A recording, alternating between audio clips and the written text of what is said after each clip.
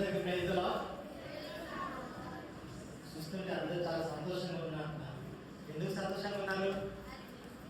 హాలిడేనా? Sunday school సరే, చాలా మంది పిల్లలు ఉన్నారు కానీ అందరికీ ఇటువంటి సంతోషం లేదు.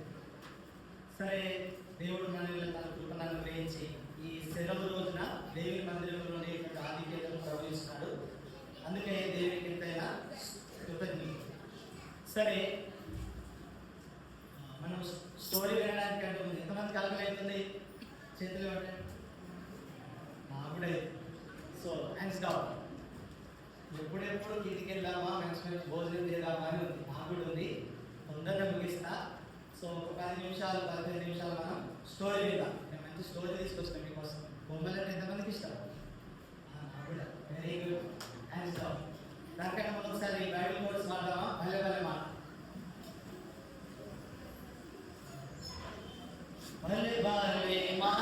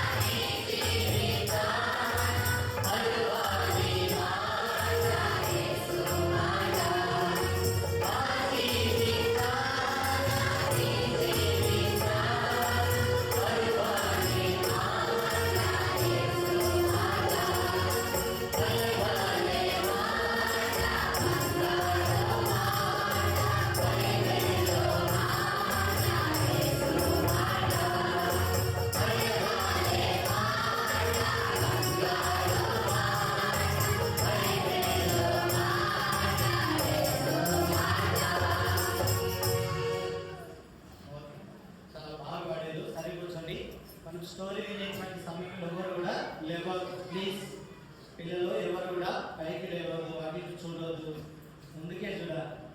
సరే, నా దగ్గర కొన్ని స్టోరీ కార్డ్స్ ఉన్నాయి. నా దగ్గర చిన్న చిన్న ఉన్నాయి కానీ మీకోసం పెద్ద చూపించాలనుకున్నా కానీ కుదరలేదు. ఎందుకంటే ప్రొజెక్ట్ పెట్టిన పెద్ద స్క్రీన్ పైన లాస్ట్ టైం చూపిద్దామని ఆలోచన కానీ కుదరలేదు. సరే, నేను స్టోరీ కార్డే చూపిస్తాను, మీరందరూ జాగ్రత్తగా వినండి. దానికంటే ముందు నేను వాక్యంలో నుండి సమూయేలు గ్రంథం, మొదటి సమూయేలు గ్రంథం 16వ అధ్యాయం. మొదటి సమూయేలు గ్రంథం 16వ అధ్యాయం 7వ వచనం నేను చదువుతాను, చూడండి. బైబిల్ ఉన్న వాళ్ళు, తెలవగలిగిన వాళ్ళు 1 Samuel chapter 16 verse 7. మొదటి సమూయేలు 16:7 చివరి భాగం చదువుతున్నారు. మనుషులు పై రూపమును లక్ష్య పెట్టుదురు కానీ యెహోవా హృదయమును లక్ష్య పెట్టు. మళ్ళీ చదువుతాను, చూడండి. మనుషులు పై రూపమును లక్ష్య పెట్టుదురు కానీ యెహోవా హృదయమును లక్ష్య పెట్టు. ఒక్క నిమిషం ప్రార్థన చేసుకొని మనం స్టోరీ విందాం. ప్రేమగల తండ్రి, పరిశుద్ధుడైన మా దేవ, జీవం గల ప్రభావ, మీ ఘనమైన శ్రేష్ఠతను పట్టిస్తూ చేస్తున్నాం. సదస్సు వ్యాలీ ప్రభావం ఒకసారి ఈ సెలవు దినంలో మీ సన్నిధిని సంతోషించి ఈ సన్నిధిని ప్రభావం మేము ఆరాధించగలిగినట్లు మా ప్రభావ మాకు అనుగ్రహించినటువంటి ధనికరమైన సమయం బట్టి వందనములు స్తోత్రాలు చెల్లిస్తున్నాం.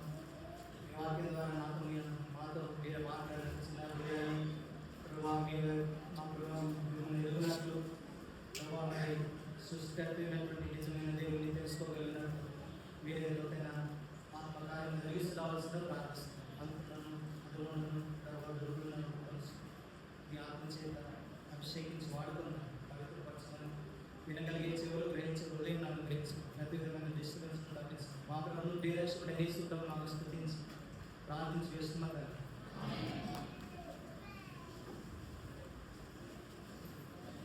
సరే, నేను ఇప్పుడు మీకు ఒక ఫోటో చూపిస్తాను, ఒక చిత్రం చూపిస్తాను, చూడండి. ఎంతమందికి అనిపిస్తుంది? అందరికీ అనిపిస్తుంది కదా? సరే, ఈయనకు ఒక పేరు పెడతాను. ఏ పేరు? ప్రకాష్ అని పెడతారు. ఏ పేరు? ప్రకాష్. ఎందుకంటే ఆయన ముఖం ఎట్లుంది? ప్రకాశవంతంగా ఉందా? కాదు, నాకైతే అట్లా అనిపిస్తలేదు. ఎట్లుంది? చాలా విచారంతో ఉంది. ఎట్లా ఉంది? విచారం అంటే బాధతో ఉంది. సంతోషంగా ఉందా? లేదు, ఏదో బాధపడుతున్నాడు. సరే, తను కూడా తెలుసు ఏమని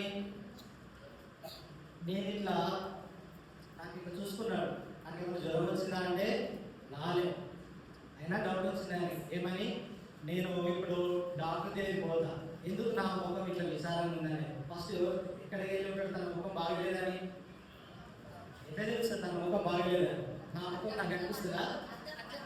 మీ ముఖం మీకు అనిపిస్తుందా? ఏడుకోవాలి, మన ముఖాన్ని చూడాలంటే అర్థం దగ్గర పోవాలి. ఇప్పుడు సెల్ఫీ ఫోటోస్ మనం బాగా లేకుండా కానీ సెల్ఫీలు అయితే బాగా వస్తాయి. సరే, ఈయన కూడా ఈయన పేరేం పేరని చెప్పినా ప్రకాష్. ప్రకాష్ అర్థం దగ్గర పోయి చూసుకున్నాడు, అరే ఏంది నా ముఖం ఇంత బాగలేదు ఏంటి అని రోజు చూస్తున్నాడు. ఒక రోజు, 2 రోజులు, 3 రోజులు ఇంకా మారట్లేదు. సరే, డాక్టర్ దగ్గర పోతా అనుకున్నాడు. నేను మీ వైపే చూస్తుంటా, మీరు నా వైపే చూడాలి, పక్కన చూస్తే నేను ఇంకా పాయింట్ అవుట్ చేస్తాను. సరేనా? సరే కూర్చోవాలి. అబ్బాయి వినట్లేదు. సరే కూర్చో. సరే, డాక్టర్ దగ్గర పోయి డాక్టర్ నాకు ఎందుకో చాలా విచారంగా బాధ ఉంది, ఏమైంది అంటే, సరే నీ పేరేం పేరు అంటే ఫస్ట్ ఏమడుగుతాడు డాక్టర్, నీ పేరేంటి అని అడుగుతాడు. తర్వాత ఈరోజు ఏం తిన్నావు అని అడుగుతాడా లేదా? కడుపులు వస్తున్నాను, ఈరోజు ఏం తిన్నావు, ఏమన్నా పులుపు తిన్నావా, చింతపండు తిన్నావా అని అడుగుతాడు. సరే, అంటే ప్రకాష్ కూడా అడుగుతాడు, ఏమైంది అంటే నాకు ఇట్లా ఎందుకో చూస్తాడు, టెంపరేచర్ బాగానే ఉంటుంది, ఏమేమి పెడతాడు డాక్టర్ దగ్గర పోగానే స్టిక్మో మ్యాథమెటిక్ పెడతాడు చేతికి, ఇట్లా టెస్ట్ చేస్తామని హాయిగా అనిపిస్తుంది. బేబీ చెక్ చేస్తారు, టెంపరేచర్ చెక్ చేస్తారు, అన్నీ బాగానే ఉంటాయి. సరే, ఇప్పుడు ఫీవర్ లేదు మీకు, సరే బ్లడ్ టెస్ట్ రాస్తున్నాను, బ్లడ్ టెస్ట్లో సిబిపి అనేది రకరకాల రాస్తాను, అన్ని టెస్ట్లు వస్తాయి. అరే అన్ని టెస్ట్లో బాగానే ఉంది, అయితే నీకు ఎటువంటి అనారోగ్యం ఏమీ లేదు, ఏం జ్వరం రాలేదు, శరీరంలో ఎటువంటి ఇన్ఫెక్షన్ లేదు. సరే కూర్చోవాలి. అయితే మరి ఎందుకు ఇట్లా నీ ముఖం ఇంత వికారంగా ఇంత బాధతో ఉంది అని అంటే డాక్టర్ కూడా ఏం చెప్పగలరు, ఎందుకంటే టెస్ట్ అన్ని మంచిగా వస్తున్నాయి కదా, ఆరోగ్యంగానే ఉన్నాడు, కానీ ముఖం మాత్రం ఎంతో విచారము, బాధ, ఏదో రకమైనటువంటి లోపల ఉంది. అయితే తనకి తెలిసింది, ఇంటికి వచ్చిన తర్వాత తనకి తెలిసింది ఏమని, ఈ ముఖానికి ఇంత బాధతో ఉన్నటువంటి ముఖానికి శరీరంలో ఉన్న ఆరోగ్యం కాదు కారణం, హృదయంలో మనసులో ఉన్నటువంటి ఏదో విధమైనటువంటి వికారం అనేది నా దగ్గర ఉంది అని గ్రహిస్తాను. అందుకని నేను చదివిన భాగం ఏమని చదివినా, మానవులు పై రూపంలో లక్ష్య పెట్టదు కానీ యెహోవా హృదయంలో లక్ష్య. సరే, తన హృదయ పరిస్థితిని ఒకసారి మనం పరిశీలిస్తే చూడండి, ఇక్కడ కొన్ని జంతువులు ఉన్నాయి. ఏ జంతువులు ఏమేమి కనిపిస్తున్నాయి మీకు? ఫస్ట్ ఏముంది? పీకాక్, నెమలి ఉంది. తర్వాత ఏముంది? స్నేక్, పాము ఉంది. తర్వాత మౌస్, ఎలుక ఉంది. తర్వాత మంకీ ఉంది, అనిపిస్తుందా అందరికి? మంకీ, కోతి ఉంది. తర్వాత పంది, పిగ్ ఉంది. తర్వాత మేకపోతు, మేక. తర్వాత గద్ద. ఇవన్నీ జంతువులు. ఇది ఏ ఆకారం అంటే హృదయం అన్నమాట. అందుకని యెషయా 3:9 face is the index of our mind అంటే ఏమంటే చదవడం ఒకసారి, మనుష్యుని ముఖము హృదయ పరిస్థితిని బట్టి చదవండి. యెషయా 3:9 వారి ముఖ లక్షణమే వారిని గురించి వారి మీద సాక్ష్యం ఇస్తుంది. మన హృదయము ఉన్న పరిస్థితిని బట్టి మన ముఖం మారుతుంది. అర్థమవుతుందా? సో మన హృదయంలో అంతరంగికంగా సంతోషంగా ఉంటే మన ముఖం కూడా సంతోషంగానే ఉంటుంది. మన మనసులో బాధ ఉందనుకోండి, మన ముఖం కూడా బాధగానే ఉంటుంది, బాధగానే కనిపిస్తుంది. కాబట్టి ఇప్పుడు ఈయన ఏం పేరు చెప్పినా ప్రకాష్. ప్రకాష్ హృదయంలో ఏమేమి ఉన్నాయి? ఇవన్నీ జంతువులు ఉన్నాయి. సో ఈ జంతువులు అంటే నెమలి ఉందా లోపల? నెమలి యొక్క స్వభావం నెమలి. సో మీరు చూడడానికి ఈ అన్ని జంతువులు ఏదంతంగా ఉంది? పికాకి. మీకు ఎట్ నచ్చింది? పికాకి. ఎందుకంటే చాలా దానితో ఒక రంగురంగుల్లో ఉంటుంది, చూడడానికి చాలా ఆకర్షణీయంగా ఉంటుంది. అంతేకాదు నెమలికి కూడా తెలుసు ఏమని, నేనే అందరికంటే అందంగా ఉన్నాననేటువంటి గర్వం. సో కాబట్టి ప్రకాష్ ముఖము విచారంతో బాధతో ఉండడానికి కారణం ఇక్కడ చూడాలి, వాయిస్ వినాలి. సో తన హృదయంలో ఉన్నటువంటి గర్వం, నేనే బాగున్నాననేటువంటి గర్వం.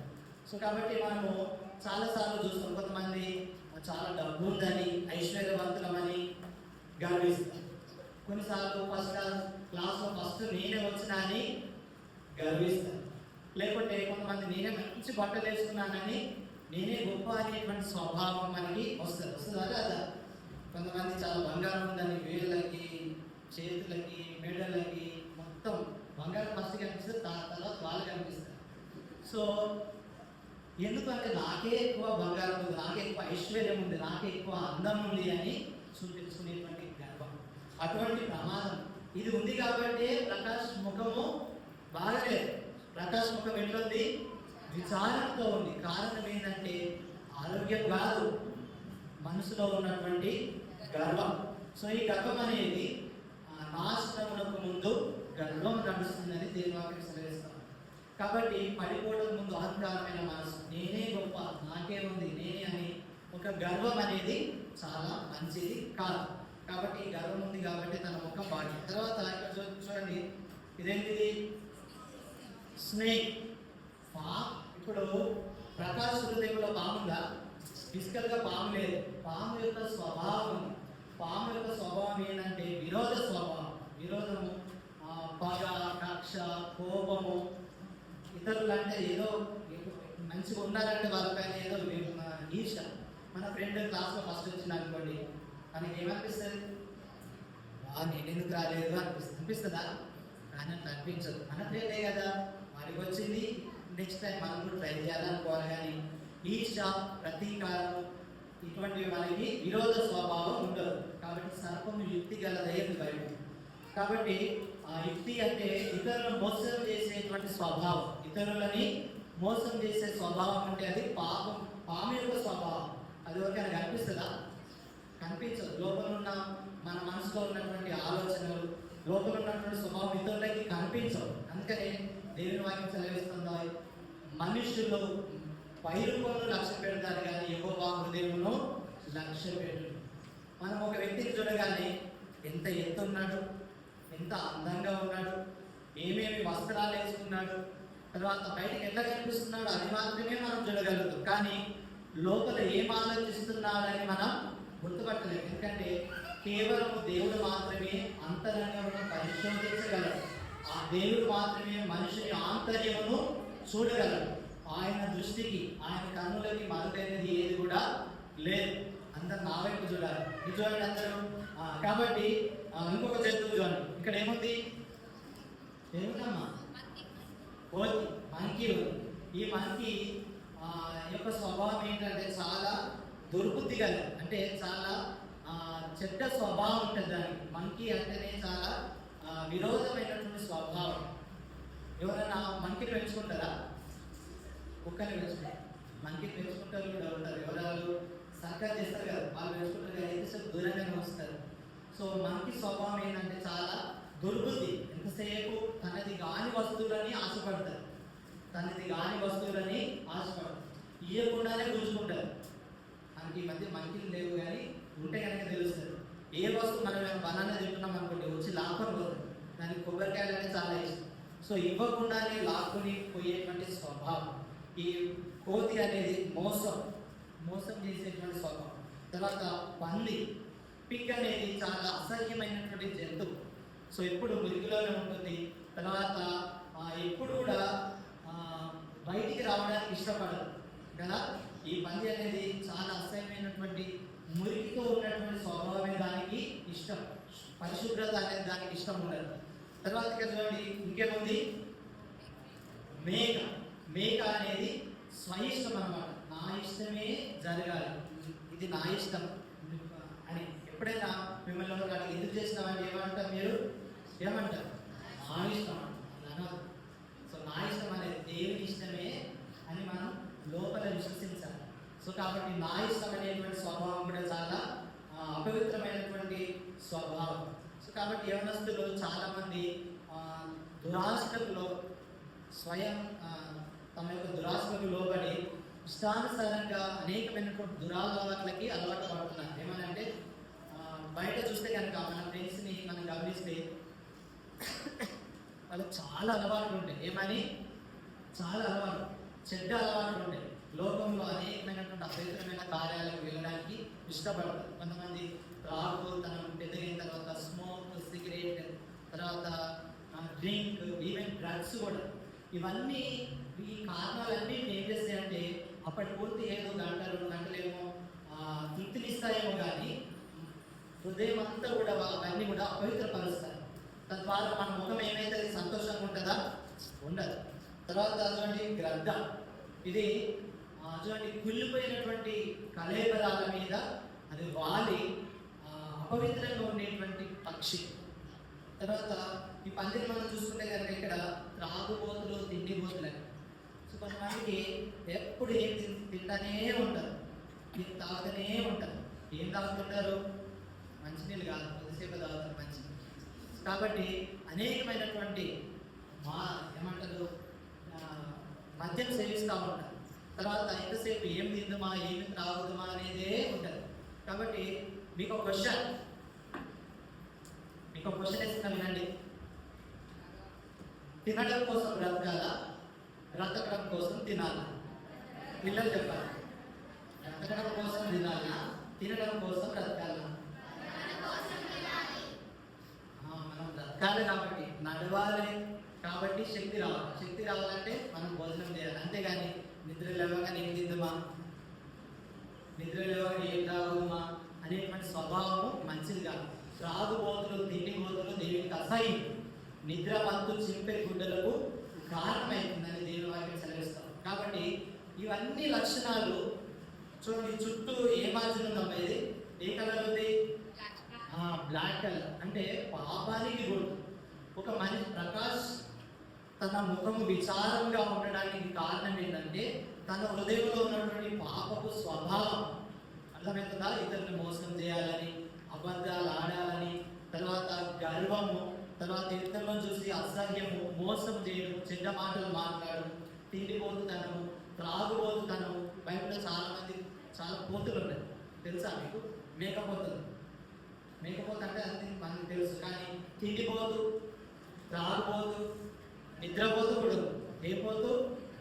ఎప్పుడు నిద్ర అంటే చాలా ఎప్పుడు నిద్రపోతూనే ఉంటారు. తర్వాత ఇంకా తిరుగుబోతూ ఉంటారు. ఏ పోతూ? తిరుగుబోతు, ఎప్పుడు తిరుగుతూనే ఉంటారు, ఎదురుంటారు. తర్వాత సోమరిపోతు కూడా ఉంటారు. ఏం పోతు? సోమరిపోతు అంటే లేజినెస్. ఎప్పుడు చదవడానికి కూడా ఇష్టపడరు, రాయడానికి ఇష్టపడరు, ఆడడానికి ఇష్టపడరు, ఎప్పుడు సోమరులుగా ఉండడానికి ఇష్టపడరు. ఈ అన్ని లక్షణాలు అప్పటికప్పుడు బాగానే ఉంటాయి, కానీ హృదయంలో ఉన్న స్వభావాన్ని బట్టి ఈ ముఖం ఏమైపోయింది? విచారంతో చాలా సంతోషంగా అనిపిస్తుందా? కనిపించదు. అయితే ఈ ప్రకాశం ఒక విషయం తెలుస్తుంది. ఏమని? ఈ నాలో ఉన్నటువంటి స్వభావాలే నా యొక్క విచారమైనటువంటి ముఖానికి కారణాలని తెలుస్తుంది. అప్పుడు చూడండి, తన హృదయం ఇప్పుడు ఏ రీకి వచ్చింది చెప్పండి. ఇక్కడ రెడ్. యేసుక్రీస్తు వారి రక్తము ద్వారా మాత్రమే లోపల ఉన్న ఈ పాప స్వభావాలన్నీ కూడా బయటకు పోతాయి. చూడండి, గర్వము బయటకు పోతుందా? లోపల ఉందా? బయటికి వెళ్ళిపోవాలి. తర్వాత గ్రద్ద బయటికి వెళ్తాము. స్వయిష్టంతో ఉన్నటువంటి మేకపోతు బయటికి వెళ్తాము. తిండిపోతు, త్రాకపోతు అయిన పంది బయటికి వెళ్తాము. తర్వాత దొంగతనం స్వభావం ఉన్నటువంటి ఎలుక కూడా బయటికి వెళ్తాం. ఎలుక దేనికి సాదృశ్యం అని చెప్పిన? దొంగతనాన్ని, దోపిడి అనగా చట్ట విరుద్ధమైనటువంటి కార్యకలాపాలు చేయడానికి సాదృశ్యము ఈ ఎలుక. కాబట్టి ఇది కూడా బయటకు వెళ్ళిపోతుంది. తర్వాత మోసం చేసేటువంటి కోతి బయటకు వెళ్ళిపోతుంది. తర్వాత యుక్తిగా ప్రవర్తించేటువంటి పాము కూడా బయటకు వెళ్ళిపోతుంది. ఇవన్నీ బయటకు వెళ్ళిపోయిన తర్వాత హృదయం ఏమవుతుంది?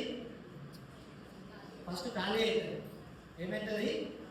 ఖాళీ కావడానికి ఎరుపు రంగు కారణం. ప్రభువైన యేసుక్రీస్తు రక్తము, యేసు రక్తము ప్రతి పాపం నుండి మనల్ని కడిగి పవిత్రపరుస్తుంది. ఈ స్వభావాలన్నీ బయటపోయిన తర్వాత మన హృదయం ఎట్లయితే చూడండి. కొన్ని పిక్చర్స్ ఉన్నాయి, చెప్పండి, దీంట్లో కనిపిస్తున్నాయా? ఫస్ట్ ఏంటిది? బైబిల్ అంటే దేవుని వాక్యం. దేవుని వాక్యమే మనల్ని శుభ్రపరుస్తుంది. ఇప్పటిదాకా మనం అనేక కంఠస్థ వాక్యాలు చెప్పినాం. మీకు అర్థమైనా అర్థం కాకపోయినా మన నోట నుండి దేవుని పరిశుద్ధమైనటువంటి వాక్యం ఉచ్చరించిన ద్వారా, తర్వాత రీసైడ్ దాన్ని ఉచ్చరించి మరలా చెప్పి జ్ఞాపకం ఉంచుకున్న ద్వారా మనం పవిత్రపరచబడతాం. అర్థమవుతుందా? అది ఎంతో ఆశీర్వాదకరం. దేవుని వాక్యం ద్వారా మనము పవిత్రపరచబడతాం. ఇంతకుముందు ఇక్కడ చూడండి, ఇక్కడ రింగ్ చూడండి, ఇక్కడ ఏ రింగ్ ఉంది? బ్లూ కలర్ ఉంది, ఒక ఎల్లో కలర్ సమాధానానికి గుర్తు, దేవుడు ఇచ్చేటువంటి సమాధానం. బ్లూ కలర్ దేవుని ప్రేమకు గుర్తు. దేవుడు అంటే ప్రేమ. ఇతరులు అంటే కూడా ఇంతకుముందు మోసం చేసినట్టు, ఇతరులు అంటే అసహించుకున్నట్టు, ఇతరులు అంటే కోపపడినట్టు ఇప్పుడు ఉండదు. ఆ పాత స్వభావాలన్నీ పోయిన తర్వాత దేవుడు ఇచ్చేటువంటి స్వభావం అనగా మధ్యలో ఎరుపు రంగులో ఉన్నటువంటి సిలువ కనిపిస్తుందా? సిలువలో ప్రభు యేసుక్రీస్తు వారు మనందరి కొరకు మన హృదయం శుద్ధి చేయడానికి సిలువలో చనిపోయినాడు, రక్తం కాల్చినాడు. యేసు రక్తము మన ప్రతి పాపం నుండి కడిగి మనల్ని పవిత్రపరుస్తుంది. అప్పుడు ఇక్కడ చూడండి, చేతులు దేవునికి ప్రార్థన చేయడానికి కూడా అర్థమవుతుందా? ఇతరులతో కొట్లాడమా? సమాధానంతో ఉండడం, ఇతరులతో చక్కగా ప్రవర్తించడం అనేది కూడా. పాప స్వభావాలన్నీ ఉంటే అతని యొక్క ముఖం విచారంతో నిండి ఉంది. ఇవన్నీ పోయి దేవుని వాక్యం ద్వారా, నీ వాక్యం నా హృదయంలో ఉంది కాబట్టి నేను పాపం చేయకుండా ఉన్నాను, నేను నీ ఎదుట పాపం చేయకున్నట్టు నీ వాక్యం నా హృదయంలో ఉంచుకొని ఉన్నాను అని ఉంటుంది. కాబట్టి దేవుని వాక్యం మన హృదయంలో నివసించడం ద్వారా పవిత్రపరచబడతాం. అప్పుడు మన ముఖం ఏ విధంగా తయారైంది చూడండి. విచారంగా ఉందా? సంతోషంగా ఉందా? ఇప్పుడు ప్రకాష్ యొక్క హృదయము పరిశుద్ధపరచబడటం ద్వారా తన ముఖం ఇప్పుడు ఏమైంది? సంతోషంగా మారింది. విచారం యొక్క హృదయం సంతోషంగా మారింది. మనం కూడా ప్రభు యేసుక్రీస్తు వారి రక్తం ద్వారా కడగబడి, యేసు ప్రభువా నేను పాపములను క్షమించు అని దేవుని ఎదురు మనం ప్రార్థన చేసి, యేసు రక్తము ప్రతి పాపము నుండి కడిగి మనల్ని పవిత్రపరుస్తుంది. మన హృదయం శుద్ధి అవుతుంది. తర్వాత మన ముఖం కూడా సంతోషంగా మారుతుంది. మీకు ఎంతమంది సంతోషంగా ఉండడం ఇష్టం? చేతిలో ఇవ్వండి. ఇది మన స్వప్రయత్నముల ద్వారా మన ముఖం సంతోషంగా మారదు. అర్థమవుతుందా? చాలా మంది, ఎంతోమంది ధనవంతులు ఉన్నారు, వాళ్ళు పోయగలిగితే వాళ్ళ ముఖం ఏం సంతోషంగా ఉంటారు. మనస్సు హృదయం సంతోషంగా ఉంది. అందుకే హృదయ శుద్ధి గల వారు ధన్యులు, వారు దేవుని చూశారు. మన హృదయం శుద్ధి ఉంటే, యేసు ప్రభు వారి రక్తం ద్వారా మన పాపములను కడుగుకుంటే చెడ్డ స్వభావం అంతా పోయి ఖాళీ చేయబడుతుంది. దేవుని వాక్యం ద్వారా మన హృదయం నింపబడుతుంది. ప్రార్థన, దేవుని బిడ్డల సహవాసం, దేవుని మందిరం, ఇవన్నీ నింపబడడం ద్వారా మనం సంతోషకరమైనటువంటి జీవితం జీవించగలం. దేవుడు లోకం ఎంతో ప్రేమించను కాగా తన అతిథి కుమారుడిలో పుట్టిన ప్రభుయేసునందు విశ్వాసం ప్రతివాడు నశింపక నిత్య జీవం పొందడానికి ఆయనను అనుగ్రహించారు. కాబట్టి మనం కూడా దేవుని మీద వచ్చి ప్రార్థన చేసి, దేవునికి ప్రార్థన చేయడం ద్వారా, దేవుని వాక్యం మనం నింపుకోవడం ద్వారా మనం పవిత్రపరచబడతాం, మనం సంతోషంగా జీవించగలుగుతాం. అట్లు మనం ప్రార్థన చేద్దామా? మోకరించండి.